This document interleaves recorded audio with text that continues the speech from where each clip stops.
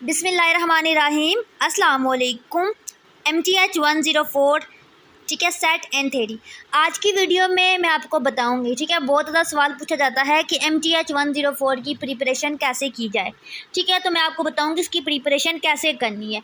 मैंने all lecture sequence wise, ठीक है, अपने चैनल पे अपलोड किए हैं MTH 105 के, ठीक है। आपको उसका लिंक आपको मिल जाएगा मेरे चैनल पे। अगर नहीं मिलता तो आप कमेंट करें, मैं आपको ऑल लेक्चर का लिंक शेयर कर दूंगी, ठीक है। उसके अलावा 37 लेक्चर तक मैंने अपलोड किए। 37 से 45 रह गए, जो इंशाल्लाह मैं डेली एक अपलोड करूँगी, आपके फाइनल तक पूरे हो जाएंगे, ठीक है। लेकिन आज की वीडियो में मैं आपको क्या बताऊंगी कि लेक्चर 23 से लेकर 45 तक कैसे प्रिपरेशन करनी है, कौन कौन सी चीज़ें इंपॉर्टेंट हैं पेपर पॉइंट ऑफ व्यू से, वो सारा मैं आपको एक्सप्लेन करूँगी, ठीक है। उसके अलावा कोशिश करूंगी कि MCQ से रिलेटेड भी वीडियो बना लूँ। तो सबसे पहला टॉपिक है कार्डिनल नंबर। सबसे पहले यहाँ पे ये चीज़ इंपॉर्टेंट है कि अगर आपको सेट दे देते हैं, ठीक है, कोई भी सेट दे देते हैं, कहते हैं इसकी कार्डिनैलिटी निकालें, इसका कार्डिनल नंबर क्या है, इसकी कार्डिनैलिटी क्या है, ठीक है। ये आपसे MCQs में पूछ सकते हैं, या और इसकी डेफिनेशन को आपने अच्छे से करना है याद। इसको किस सिंबल से रिप्रेजेंट करते हैं ये, ठीक है, इसमें ये इंपॉर्टेंट है। उसके बाद फाइनाइट कार्डिनल नंबर कैसे निकालते हैं, ये आपको तरीका आना चाहिए। ट्रांसफिनाइट कैसे निकालते हैं, ये भी, ठीक है। उसके बाद अगर आपके पास इंटरवल हो, ठीक है, इंटरवल हो तो उसका कार्डिनल नंबर कैसे फाइंड आउट करते हैं, इस तरीके से। उसके बाद ये जो पॉइंट है, इंपॉर्टेंट पॉइंट है, ये तीनों पॉइंट आपको मैं ये हाईलाइट करवा देती हूँ, ठीक है। ये इंपॉर्टेंट है। इनमें से एक क्वेश्चन भी आता होता है कि प्रूव करें, ठीक है। इन तीनों में से आपने इनको देख लेना है, इसके प्रूफ को। Next, ordering of cardinal number. वही कार्डिनल नंबर की ऑर्डरिंग कैसे करते हैं वो आपको तरीका आना चाहिए, क्वेश्चन आ सकता है।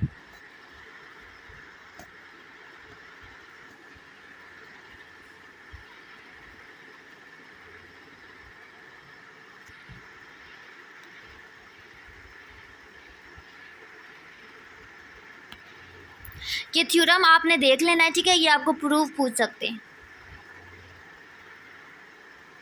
ये चीज़ इंपॉर्टेंट है। प्रूफ ये पास पेपर में आया भी था, प्रूफ ये वाला, ठीक है, थ्योरम। इसको अच्छे से करना है।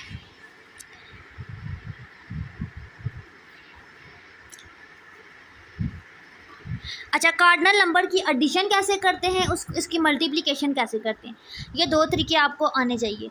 अब देखें, आपके पास एडिशन में यूनियन का केस यूज होता है, ये वाला फार्मूला आपसे MCQs में पूछ सकते हैं, ठीक है। कार्डिनल में ये वाला, ठीक है, एडिशन में ये वाला तरीका यूज़ होता है, ये MCQs में पूछ सकते हैं, ठीक है। मल्टीप्लिकेशन कैसे करते हैं वो सारा आपको अच्छे से आना चाहिए। मल्टीप्लिकेशन का ये वाला केस होता है, ये दो कंडीशन होती हैं। उसके बाद ये एग्जांपल देख लेनी है, डी न्यूमरेबल कैसे फाइंड आउट करते हैं, ठीक है, ठीक है। ये आपसे पूछ सकते हैं कि जो कार्डिनल नंबर है, ठीक है, एडिशन और मल्टीप्लिकेशन, जब एडिशन और मल्टीप्लिकेशन दोनों आपस में कौन सी कंडीशन में इक्वल, ये देखिए एडिशन है और ये मल्टीप्लिकेशन है, तो ये किस कंडीशन में दोनों आपस में इक्वल है, तो इस कंडीशन में इक्वल है, ठीक है। ये कंडीशन याद रखनी है। उसके बाद ऑर्डर सेट क्या होते हैं।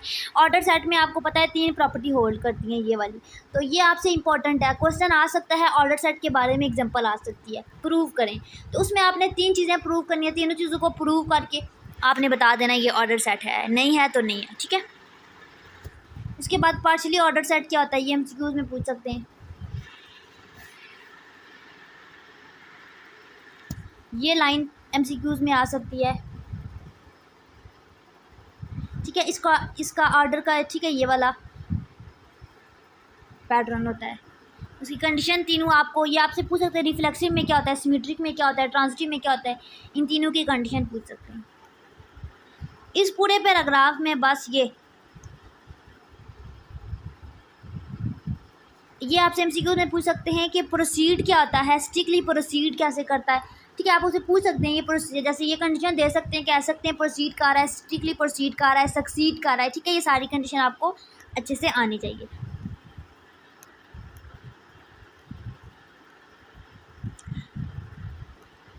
अच्छा जी, अगर आपके पास 2 एलिमेंट है, ठीक है, ये कंपेरेबल हैं तो कौन सी कंडीशन होगी, नॉन कंपेरेबल हैं तो कौन सी कंडीशन होगी, ये MCQs में आ सकता है, शॉर्ट में आ सकता है,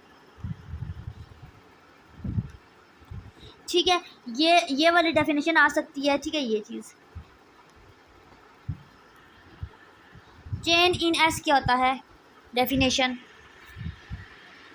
मतलब MCQs में डेफिनेशन पूछ सकते हैं, ठीक ठीक है। एग्जांपल में आ सकता है ऑर्डर डिविजिबिलिटी कैसे निकालते हैं, ये आपको आना चाहिए। ऑर्डर डिविजिबिलिटी फाइंड आउट कैसे करते हैं,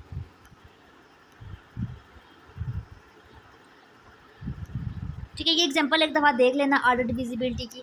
अच्छा, हेज डायग्राम कैसे बनाते हैं। अब देखिए आपके पेपर में डायग्राम बनाना नहीं आएगी क्योंकि आपको पता है आपके पास इतना टाइम नहीं होता, तो आपको कह सकते हैं सेट दे सकते हैं, ठीक है। इस तरीके से आप इसका प्रीडिसेसर, ठीक है, सक्सेसर निकालें, यानी कि प्रोसीड कर रहा है, सक्सीड कर रहा है, स्ट्रिक्टली प्रोसीड कर रहा है, वो वाली जो कंडीशन ऊपर आपने पिछले लेक्चर में की। हेज डायग्राम बनाते कैसे हैं आपको पता होना चाहिए। क्या पता आपको एमसीक्यूज आ जाए, डायग्राम बनाकर दे दें और आपको कहें कि इसमें से कौन सी कंडीशन सेटिस्फाई कर रही है डायग्राम को।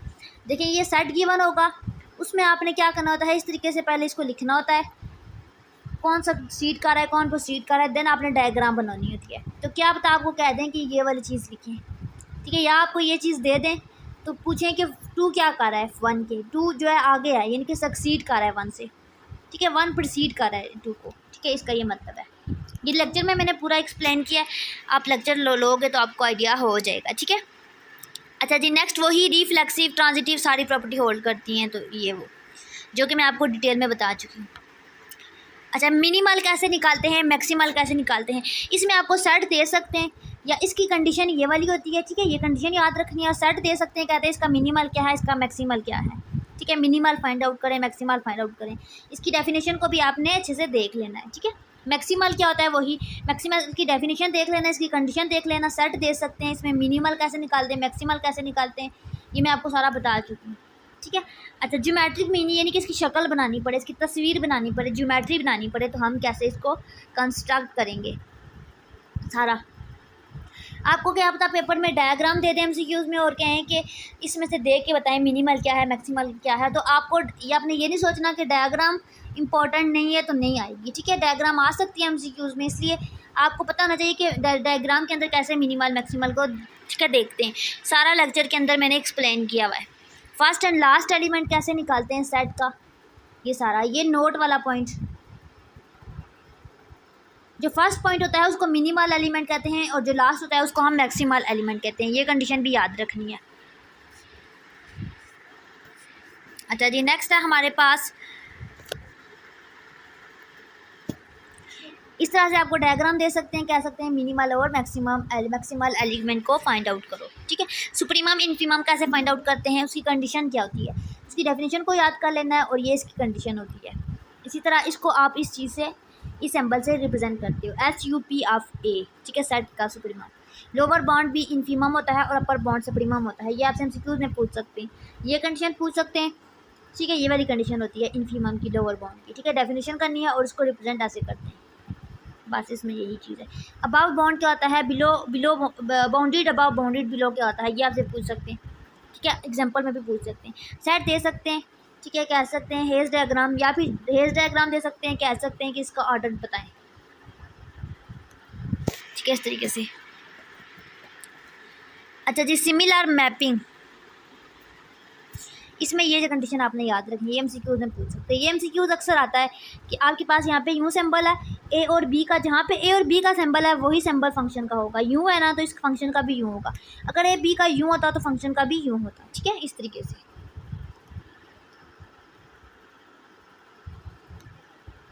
अच्छा जी, आइसोमॉर्फिज्म क्या होता है, ऑर्डर आइसोमॉर्फिज्म क्या होता है, सारा ये पूछ सकते हैं। अच्छा जी, सेम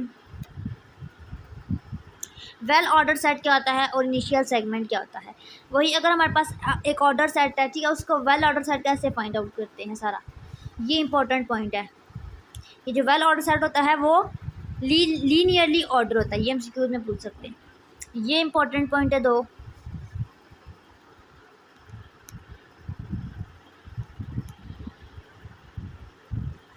अच्छा, अगर आपको वेल ऑर्डर की एग्जांपल आ जाए एक, तो आपने कैसे फाइंड आउट करना है सारा, वो भी आपने देख लेना है।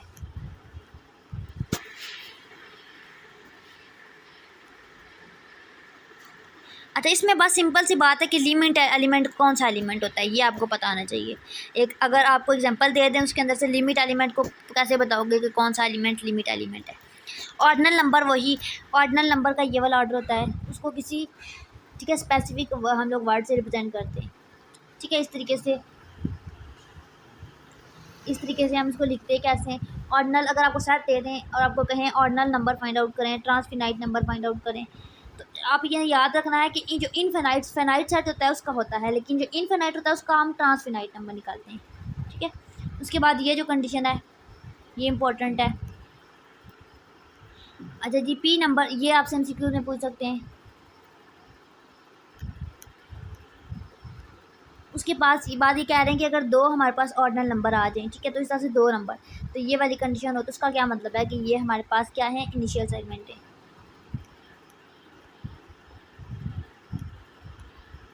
उसके बाद चॉइस फंक्शन, और ये इसमें से एमसीक्यूज आता है, ये यहाँ से ये पूरी स्टेटमेंट लिखी हुई आती है और उसमें से एक वर्ड मिस होता है, मुझे एग्जैक्ट याद नहीं है। ठीक है, और वो ऑप्शन 4 ऑप्शन होते हैं नीचे, उनमें से अपने सेलेक्ट करना होता है। ठीक है, ये आपने नीचे से करना है चॉइस फंक्शन का, इसको आपने रीड आउट कर लेना है, इसमें से एमसीक्यूज आता है। अच्छा, चॉइस फंक्शन कैसे करते हैं, फाइंड आउट कैसे करते हैं, ये सारा मैंने लेक्चर में बताया था, लास्ट वाले लेक्चर में 34 में।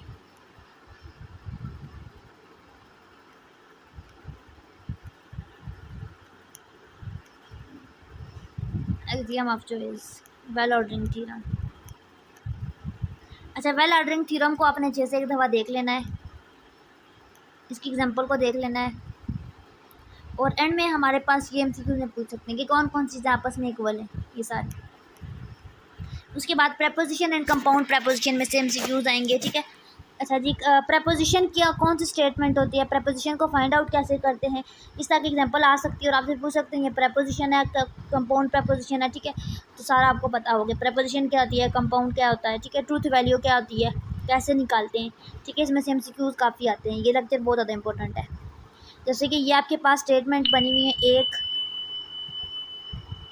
ठीक है, ये आर रेड, देखिए रोजीज आर रेड, ये एक है, और वायलेट आर ब्लू, ये दो स्टेटमेंट है और दरमियान में आपके पास एक, ठीक है, एंड लगा हुआ है, ये नहीं कि ये कंपाउंड प्रेपोजिशन है, ये नहीं कि एक से ज़्यादा प्रेपोजिशन है। तो ये कैसे फाइंड आउट करते हैं, इसमें से ये एग्जांपल आ सकती है, इंपॉर्टेंट है। ठीक है, सारा एक चीज़ भी नहीं स्किप करनी। अच्छा जी, जो हमारे पास कंजक्शन होता है, जो हमारे पास एंड होता है, ठीक है, इसका ट्रूथ टेबल कैसे बनाते हैं, इसको निकालते कैसे हैं, इसकी एग्जांपल कैसे करते हैं, इसको स्टेटमेंट में कैसे करते हैं। ठीक है, सारा आपने अच्छे से करना है, इसमें से एक चीज़ नहीं छोड़नी। कंजक्शन में आप जो है कैसे इसको ट्रूथ टेबल ड्रा करते हो, कैसे इसको स्टेटमेंट में लिखते हो, इसको रिप्रेजेंट कैसे करते हो, इसको रीड क्या करते हो। ठीक है, ये सारा आपने करना है। उसके बाद ये, ठीक है, ये आप हमारे पास ट्रूथ टेबल कैसे इसका बनाते हैं सारा, ये इसकी इंग्लिश एग्जांपल है। ठीक है, ये सारा मैंने लेक्चर के अंदर एक्सप्लेन किया। अच्छा, इसकी डिसजंक्शन कैसे निकालते हैं, उसका ट्रूथ टेबल कैसे बनाते हैं, उसकी इंग्लिश स्टेटमेंट वाली एग्जांपल कैसे करते हैं, कंपाउंड है कौन सा है, सारा दे के बताना होता है। ठीक है, ये सारा। अच्छा, निगेशन को आप कैसे लिखते हो, उसको आप पढ़ते कैसे हो। अच्छा, निगेशन में आप क्या करते हो, उसकी एग्जांपल को कैसे सॉल्व आउट करते हो, उसका ट्रूथ टेबल कैसे निकालते हो, ये सारा आपको अच्छे से पता होना चाहिए। ठीक है, उसके बाद लॉजिकल ऑपरेटर, वही कंडीशनल स्टेटमेंट आ जाए, ये वाली स्टेटमेंट, इम्प्लाइज वाली स्टेटमेंट। ठीक है, ये इसको आप कैसे सॉल्व आउट करते हो, इसको स्टेटमेंट में कैसे लिखते हो, इसको रिप्रेजेंट कैसे करते हो, इसका ट्रूथ टेबल कैसे बनाते हो, सारा आपको आना चाहिए। ठीक है, 5 लॉजिकल होती हैं स्टेटमेंट, कंडीशनल स्टेटमेंट। अच्छा जी, इसको अगर इंग्लिश की स्टेटमेंट में हमारे पास क्या लफ्ज़ों के दरमियान में आ जाए तो हमें पता चलता है ये कंडीशनल है। ठीक है, यानी कि इंग्लिश की लाइन लिख के दे दें और पूछें कि ये क्या है, कंजक्शन है, डिसजंक्शन है, इसमें क्या यूज़ हो रहा है, तो आपने देखना है अगर ये वाली सारी कंडीशन यूज़ हो रही हैं बीच में, तो आपने कहना है ये आपके पास इम्प्लाइज वाली कंडीशन है। ठीक है, यानी कि आपके पास कंडीशनल स्टेटमेंट है। लेकिन अगर एंड नॉट वाली यूज़ हो रही है, निगेशन वाली, तो आपने कहना है निगेशन है। अगर कंजक्शन वाली कंडीशन यूज़ हो रही है तो आपने कहना है कंजक्शन। तो इसके लिए ज़रूरी है कि आपको सारी कंडीशन का पता हो, उनका ट्रूथ टेबल ड्रा करना आता हो, उसको सॉल्व आउट कैसे करना है, उसको रिप्रेजेंट कैसे करना है, ये सारा आपको आना चाहिए। ठीक है, उससे पहले आपको एम एस वर्ड और मैथ टाइप का यूज़ अच्छे से आना चाहिए, क्योंकि आपका पेपर होगा मैथ टाइप और एम एस वर्ड के अंदर। ठीक है, आपने सारा लिखना है आंसर, देन वहाँ से कट करके आपने एग्ज़ाम शीट में पेस्ट करना होता है।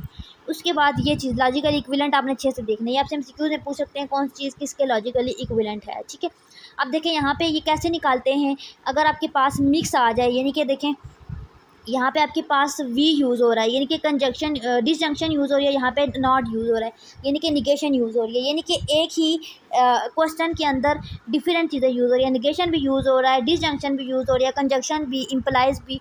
तो इन सारी चीज़ों को साथ कैसे डील करोगे, इनकी स्टेटमेंट कैसे लिखोगे, इनके ट्रूथ टेबल कैसे बनाओगे, इस सारा आपने डीपली करना है, इसमें से कोई चीज़ मिस नहीं करनी। अच्छा, इसको लिखते कैसे हैं, पढ़ते कैसे हैं, सारा लेक्चर के अंदर मैंने बताया हुआ है, ठीक है। अब लास्ट इसकी है बाय कंडीशनल। इसमें कंडीशनल की तरह होता है, लेकिन बाय यानी कि दो साइड से कंडीशन लगी होती है। ये वाली शक्ल होती है इसकी, ठीक है, ये शक्ल होती है। इसका टेबल कैसे बनाते हैं, इसको लिखते कैसे हैं, इसको पढ़ते कैसे हैं, इसकी स्टेटमेंट कैसे लिखते हैं। अगर स्टेटमेंट आ जाए तो उसको दे के आप आंसर कैसे लिख सकते हैं सिंबल की फॉर्म में, ठीक है। सारी ये होती है सिंबॉलिक फॉर्म, ठीक है, किसी भी कोई इनकी ट्रूथ जो है हमारे पास स्टेटमेंट, ठीक है। ये लॉजिकल हमारे पास कनेक्टिव्स हैं, ठीक है। अच्छा, ये इसका ट्रूथ टेबल होता है और इंग्लिश की स्टेटमेंट सीधा इंग्लिश में होती है। अब आपको पास देखें कंडीशन है कि अगर आपको टेबल दे देते हैं तो कहते हैं आपको सिंबॉलिक फॉर्म में लिखें तो आपने ऐसे लिखना है। लेकिन अगर आपको ये फॉर्म दे देते हैं और आपको कहते हैं कि टेबल बनाएं तो आपने टेबल बनाना होगा।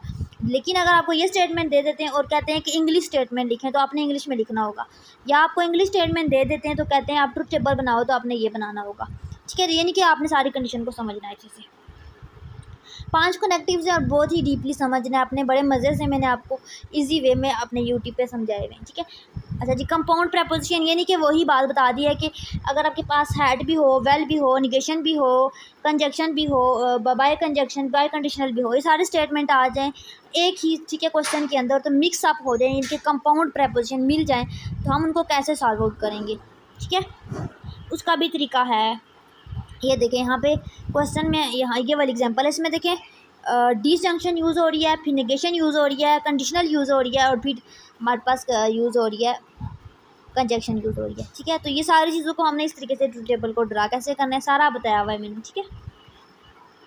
अच्छा जी, टोटोलॉजीज़ क्या होती है और कंट्राडिक्शंस क्या होती है, वही जब हम ट्रूथ टेबल को कंस्ट्रक्ट करते हैं उसके अंदर हमारे पास आती है टोटोलॉजी एंड कॉन्ट्राडिक्शन, वो क्या होती है, ठीक है। कैसे फाइंड आउट करते हैं सारा। ट्रू वैल्यू जो होती है उसको हम कहते हैं टोटोलॉजी और जो फॉल्स वैल्यू होती है उसको हम कहते हैं कॉन्ट्राडिक्शन, इन सिंपल, ठीक है। ये भी लेक्चर के अंदर सारा मैंने एक्सप्लेन किया हुआ है। अच्छा जी, लॉजिकली इक्विवेलेंस क्या होते हैं। तो कुछ चीज़ें होती हैं जो लॉजिकली इक्विवेलेंट प्रूव हो जाती हैं सॉल्व आउट करने के बाद। देखिए ये कह रहे हैं कि अगर हमारे पास P और Q दो स्टेटमेंट हैं, ठीक है, और हमारे पास इसकी ठीक है, ये वाली, ठीक है, ऑपरेशन कर रहे हैं, यानी कि हम बाय कंजक्शन कर रहे हैं, बाय कंडीशनल कर रहे हैं, ठीक है। तो उसको हम कहते हैं टोटोलॉजी, ठीक है। ये लॉजिकल इक्विवेलेंट है, ये आपने माइंड में रखना है, रटा लगा लें, ठीक है। या आप MCQ में पूछ सकते हो। इस तरह कुछ चीज़ें होती हैं लॉजिकली किसके इक्विवेलेंट होती हैं सारी, और इसका मतलब है कि P इक्वल है Q के, ठीक है, ये सारी चीज़ें। अब ये आप अप्रूव हुआ है कि इसको सॉल्व आउट करो, इसको सॉल्व आउट करो तो दोनों के आंसर सेम आते हैं। ये मैं बता दूं कि अगर आपके पास निगेशन कॉमन है ब्रैकेट के बाहर, और उस निगेशन को अंदर जब दोनों नंबर के साथ P के साथ और Q के साथ अलग अलग मल्टीप्लाई करते हो ब्रैकेट से, तो हमारे पास क्या होता है, जो यहाँ पे सिंबल होता है वो यहाँ पे चेंज हो जाता है, ठीक है। ये आपने रटा लगा लें, ये आपसे पूछ सकते हैं, ठीक है। ये डी मॉर्गन लॉ के अकॉर्डिंग होता है, बल्कि उसमें कंप्लीमेंट होता है, ठीक है। डी मॉर्गन लॉ भी ऐसा ही होता है, वो मैं आपको आगे बताऊंगी।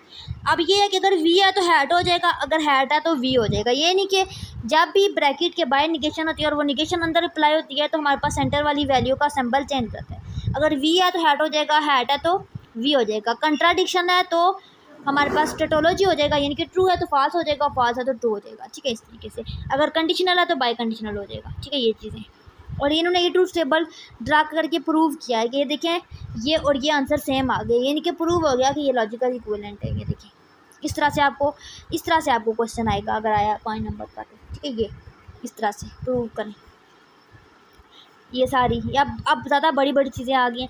अच्छा जी, अगर आपके पास इंग्लिश की ठीक है सिंबॉलिक फॉर्म है ये वाली लंबी चौड़ी, कहते हैं प्रूव करें, आप कहेंगे आपको कहते हैं प्रूव करें तो आपकी मर्ज़ी है, आप ट्रूथ टेबल से प्रूव करो, इंग्लिश में स्टेटमेंट लिख के प्रूव करो, सिंबॉलिक फॉर्म में प्रूव करो, ये आप पे डिपेंड करता है। लेकिन अगर आपको कहते हैं कि यहाँ पे ये तरीका है और इसको आपने सिंबॉलिक फॉर्म में प्रूव करना है तो आपने सिंबॉलिकली इसको सॉल्व आउट करते जाना है और एंड पे प्रूव करना है। जैसे कि अलजेब्रा के क्वेश्चन होते हैं, बड़ी ब्रैकेट होती है, दरमियान वाली bracket, small bracket and then bar होती है, तो हम step by step solve out करते हैं और एंड में हमारे पास इतना सा आंसर आता है, ठीक है। ये देखें एंड पे इतना, ठीक है। इसी तरह यहाँ पे भी बड़ी सी स्टेटमेंट है, छोटी छोटी होती जाएगी और एंड में हमारे पास चीज़ प्रूव हो जाएगी। इस तरीके से अब इसको सॉल्व आउट करने के कुछ तरीके होते हैं, इसके अंदर कुछ लॉज यूज़ हो रहे हैं, उसको हम कहते हैं लॉ ऑफ लॉजिक। अब कहीं पे ये डी मॉर्गन लॉ यूज़ कर रहे हैं, कहीं पे ये देखिए निगेशन, दोनों साइड पे निगेशन लेकर आ रहे हैं।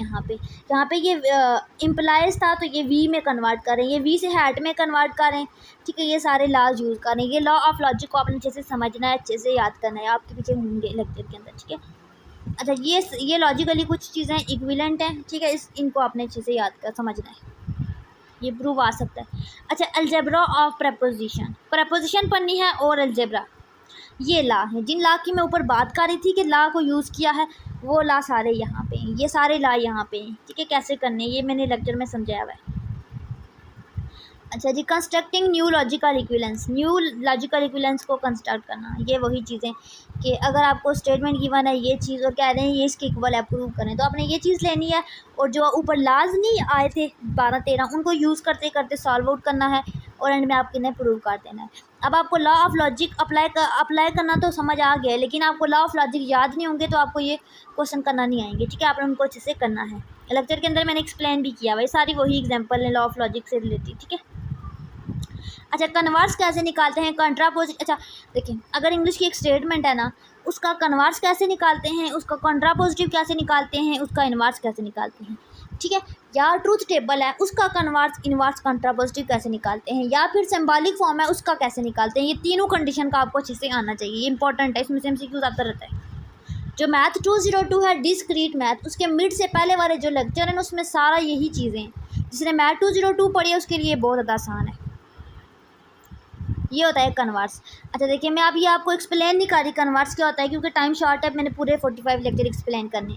अब ये आपको मैं लेक्चर के अंदर, ठीक है, एक्सप्लेन करूँगी। सारा लेक्चर आपने ज़रूर लेने हैं मेरे, ताकि आपको आइडिया हो जाए। अच्छा जी, उसके बाद है आर्गूमेंट्स क्या होते हैं। आर्गूमेंट्स क्या होते हैं, कोई सीधी सी बात, सिंपल सी मैं कुछ भी बात कह देती हूँ उसको हम कहते हैं आर्गूमेंट। अब अगर मैं आपको कोई भी बात कह देती हूँ कि आज इतवार है, टुडे इज़ संडे, ठीक है, तो ये एक आर्गूमेंट है, ठीक है, एक बात है। अब क्या कोई मतलब कि एक बात अगर मैं कोई बात कर रही हूँ तो उस वाकई के उसमें उसको हम सुन के कह सकते हैं हाँ या ना, कि मैं झूठ बोल रही हूँ सच बोल रही हूँ, इसको हम कहते हैं आर्गूमेंट।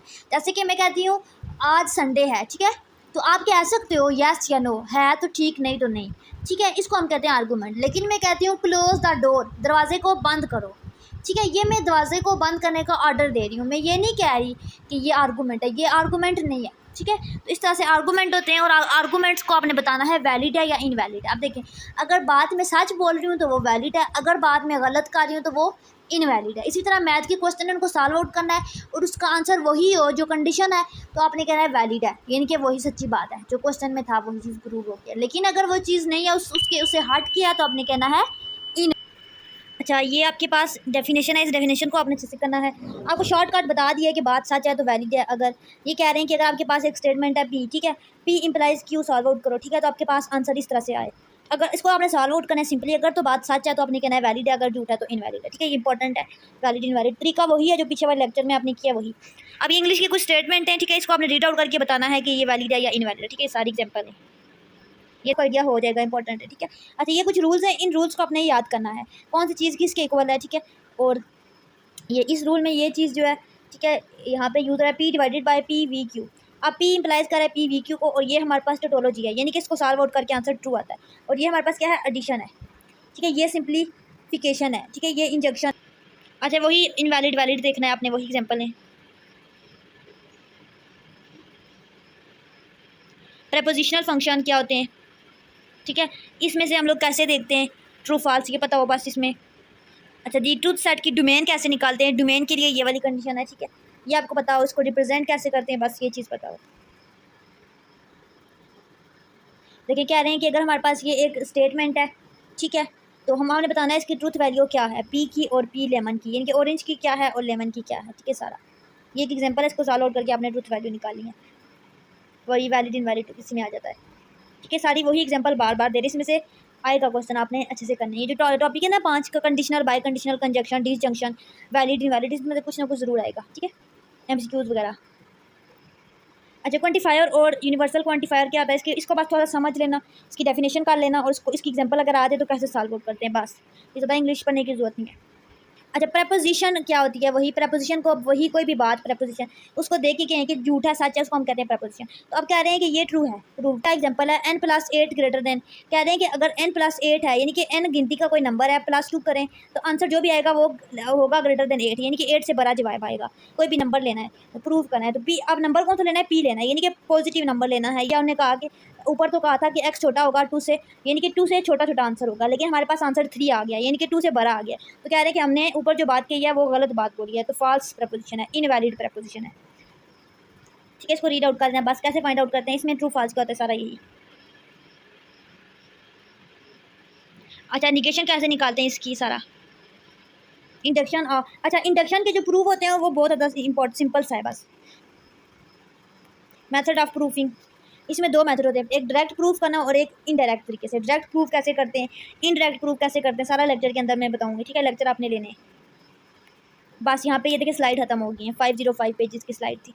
ठीक है, अच्छा ये जो एक्सरसाइज है ये वाली, ये इंपॉर्टेंट है, ये बहुत ज़्यादा इंपॉर्टेंट है। इसमें से क्वेश्चन आते हैं, ये मैं आपको बता दूँ, इसमें से क्वेश्चन आते हैं, इसको मिस नहीं करना। ये मैं आपको पूरा जब लेक्चर करवाऊंगी लास्ट वाला, तो एक एक एग्जांपल आपको समझाऊंगी, ये बहुत ज़्यादा इंपॉर्टेंट है। ठीक है, तो आपने इसको करना है। बाकी आई होप कि ये वीडियो आपके लिए बेनिफिशियरी होगी, और आपके लिए अगर बेनिफिशियरी है तो अपने चैनल को ज़रूर सब्सक्राइब करना है। एक बंदा आपके लिए इतना टाइम वेस्ट करके वीडियो बनाता है, लेक्चर बनाता है, तो आपके एक सब्सक्राइब करने से कुछ भी नहीं जाता। जैसा आपने एक सब्सक्राइब करना है, उसको ज़रूर सब्सक्राइब करना है और कमेंट ज़रूर करना है मेरी वीडियो पे, अगर आपको मेरी वीडियो पसंद आती है तो, अगर आपको मेरे लेक्चर समझ आते हैं तब। ठीक है, बाकी दुआओं में याद रखें। अल्लाह हाफिज़।